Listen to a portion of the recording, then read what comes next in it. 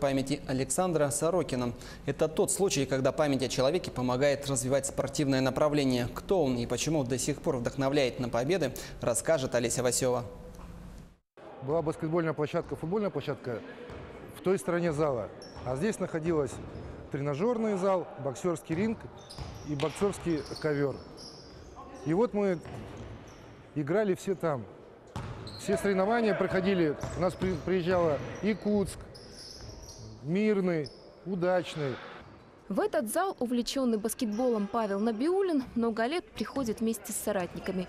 Среди них с 2004 года нет Александра Сорокина. Как только коллеги не стало, друзья решили организовать турнир на добрую память. Впервые он прошел через год после смерти Александра Евгеньевича. Поддержала идею руководства Ленского отделения УМТС. Там работал Александр Сорокин, там серьезно увлекались баскетболом. Мы с ребятами ездили, сделали плакаты и развешали, сами ездили, развешали их на остановке. И как бы первый провели турнир такой скромненький, но всем понравилось.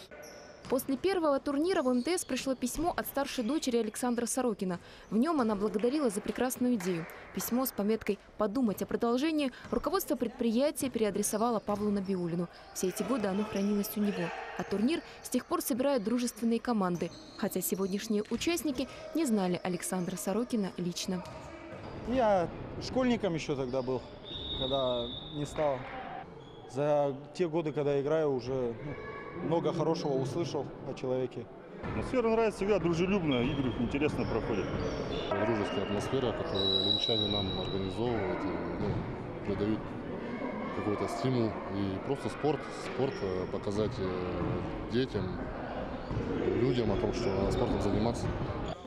Ленское отделение МТС надолго оставило за собой организацию турнира памяти. Самостоятельно приглашала гостей, закупала призы.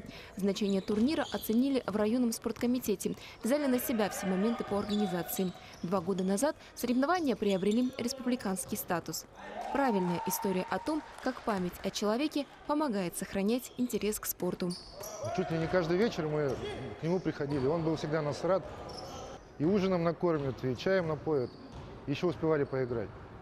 Да, и сейчас мы нашему поколению, конечно, кто его не знал, но рассказы о нем, рассказы, истории все равно существуют, и молодежь на этом учится и растет. Это пример для всех баскетболистов, которые сейчас занимаются спортом.